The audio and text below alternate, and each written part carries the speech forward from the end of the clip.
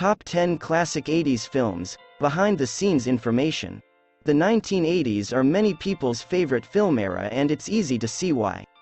The stories were thrilling and there were some practical effects that were ingenious. In addition, the 1980s saw the birth or continuation of a slew of beloved classic franchises. In a galaxy far away, you can travel back in time with Marty McFly or fight the Empire with Luke Skywalker. Simply, movies from the 1980s are fun. This collection includes childhood favorites, teen blockbusters and action flicks, as well as fascinating behind-the-scenes insights about some of the best 1980s films. Number 10. Real Tears from E.T. the Extraterrestrial. Working with children actors is notoriously difficult, so when directing E.T. the Extraterrestrial, Steven Spielberg had a trick up his sleeve. 1982. In Hollywood, this is unusual, yet the film was shot in chronological order. Emotionally, the kids recognized where they had been the day before, but they had no idea where they were going the next day, he explained. When E.T. began to die, Drew Barrymore, Henry Thomas, and Robert McNaughton truly believed this was happening to their lives, he continues. Because of their emotional connection to the story, the children were able to cry at just the right moment. Thomas, who played E.T.'s best friend Elliot, on the other hand, didn't need much coaxing to cry. At his audition, he was asked to do improv and was able to cry on command. Following Thomas's poignant performance, Spielberg announced that he had been offered the job. Number 9. Predator. The actors of Predator 1987 traveled in the United States a week before primary photography to get military training from Vietnam veteran Gary Goldman. Director John McTiernan remarked, Goldman, "These dudes look like a group of ballerinas. They don't look like military personnel." Goldman was brought in to teach the actors and provide feedback during military simulations.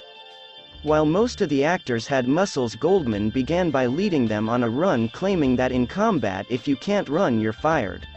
It doesn't matter how long your neck is. He also taught them how to use firearms safely. In real life, they fire in bursts of 6. Goldman explains of Bill Duke's character Mac's machine gun.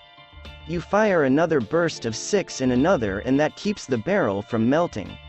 According to Goldman, who organized the drill, the actor fired around 200 bullets in one thing, and Bill is just laughing like a madman. Number 8. The Princess Bride. Carrie Elwes, who played Wesley in The Princess Bride 1987, was injured for the first time during production just a few weeks into the project. Andre the Giant, who played Fezzik, convinced Elwes to ride his ATV, but he smashed his big toe when he snagged it between the clutch and a boulder. He sought to hide the injuries from director Rob Reiner out of fear of being fired. Despite the fact that he did not succeed, he was able to keep his employment. Elwes would put as little weight on his foot as possible while filming. When Buttercup Robin Wright is on top of the hill, it's very noticeable. The second injury happened during filming and was featured in the finished product. The scenario in which Count Rugen Christopher Guest knocks Wesley out didn't work because Guest was too gentle with his sword, which was a real weapon rather than a prop. Elwes persuaded Guest to go all out, but he accidentally smacked him too hard. Elwes was knocked out and awoke at the hospital, still wearing his costume and requiring sutures. The doctor who had previously treated his broken toe said, "Well, Zorro, do you appear to have a lot of mishaps?" Number 7. Dirty Dancing. The on-screen chemistry between baby Jennifer Grey and Johnny Patrick Swayze is part of what made Dirty Dancing 1987 such a classic, but there was tension between the two from the beginning. Because Swayze had been adequately educated as a dancer, Grey was a complete novice who was reluctant to attempt potentially dangerous tricks like the iconic lift. Grey describes their partnership as a marriage of two opposites. Because he'd do anything, I'd be frightened to do anything. In his autobiography, Swayze goes into additional depth about their first picture together, Red Dawn, stating that they had a rough start in 1984. Even though they got along better while filming Dirty Dancing, there were still some squabbles. Swayze says she looked tremendously impassioned, occasionally bursting into tears whenever someone offended her.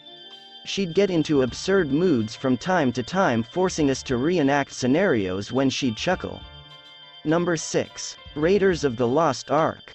According to special effects artist Chris Wallace, many children have nightmares about the scene in Raiders of the Lost Ark 1981 where Major Arnold totes Ronald Lacey's face melts off.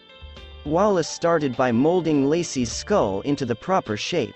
He then created a gelatin that could be used at low temperatures. After that, several colored layers of gelatin were painted on the mold to simulate skin, muscle, and blood. The gelatin face was then glued to the top of a heat-resistant stone skull. I was below it with a heat gun and this hot gelatin dripping down on me.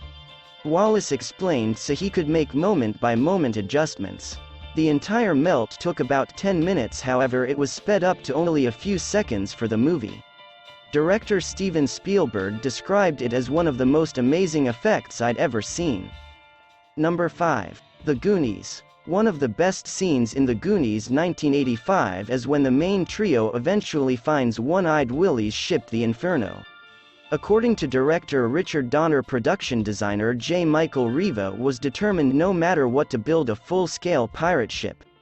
He did exactly what he said he would do. Stage 16, Warner Brothers Studios' largest stage, was used to film the scenes with the ship in the cave. The Inferno was 138 feet long and the tank it was built in held over 2.3 million gallons of water. The ship was hidden from the child actors in order to capture their spontaneous emotions for a moment in the movie. When Josh Brolin's character Brand, the older brother of Goonies leader Mikey Sean Astin, saw the Inferno, he shouted "fuck" and the take had to be scrapped. In an Instagram post, Brolin admits that "fuck" seems even today perfectly appropriate. When the movie was over, no one wanted to buy the Inferno, so it was dismantled. Number 4. The Karate Kid. The Karate Kid 1984 ends with a fight between underdog Daniel LaRusso and bully Johnny Lawrence in the All-Valley Karate Tournament. A referee oversees their match who is unfamiliar to most viewers but was crucial to the film's development. The referee is Pat E. Johnson, a martial artist who also served as the film's action choreographer and trainer. Johnson, who spent time training with Chuck Norris, taught Macchio and Pat Morita separately from the Cobra Kais. He understood the importance of their mentor-student relationship and worked to improve it through karate training.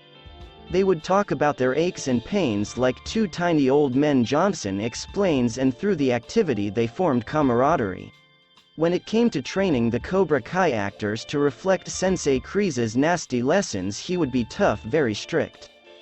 Number 3. The Empire Strikes Back. For the majority of the Star Wars films, Ben Burtt created the sounds of the lightsabers, R2-D2's beeps, and Darth Vader's heavy breathing. He's also the one who popularized the Wilhelm scream. Burtt was charged with creating a lot of new sounds because George Lucas wanted The Empire Strikes Back 1980 to be grander. Burtt used natural sounds in Star Wars, although most sci-fi films use electronic sounds to create a futuristic feel. Tauntaun noises are made using sped-up recordings of an Asian sea otter generating high-pitched squawks that sound human-like. The Wampa's effects were created by combining the roar of elephants with the slurping of a lion chewing a cow's head. The sound of AT's walking is created by a squeaking garbage lid, a metal shearing machine, and artillery shells exploding. They don't know what it is, but they recognize it as real in some way, Burtt explains, and that illusion is a crucial component of all of Star Wars sound design. Number 2. Aliens. To avoid just duplicating the story of Ridley Scott's Alien, James Cameron realized he needed to add fresh elements to Aliens 1986. He reasoned the adult alien form we saw in the first picture couldn't possibly have laid the 1,000 or so eggs that filled the inside of the derelict spacecraft. As a result, he developed and built the Alien Queen, who was brought to life by Stan Winston, a special effects artist. Cameron came up with the idea of suspending a puppet from a crane and controlling it from within with 2 puppeteers. The puppet's other components would be controlled by external wiring and hydraulics. Winston made a prototype queen out of brooms and trash bags to test the concept. The finished puppet was 14 feet tall and made of lightweight polyfoam hung from various rigs depending on the shot. Up to 8 operators could be present, all of whom must work in perfect unison to get an organic result. Number 1. Back to the Future. Although it appears that only Michael J. Fox could have played Marty McFly in Back to the Future 1985, Eric Stoltz was the original Marty McFly. The writer and director Robert Zemeckis had his heart set on casting Fox, but the actor was preoccupied with filming Family Ties at the time.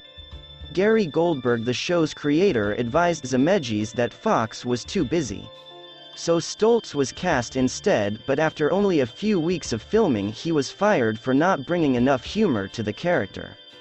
Zemeckis contacted Fox again and opted to accept the job, resulting in a demanding schedule as he shot both the film and the television show at the same time.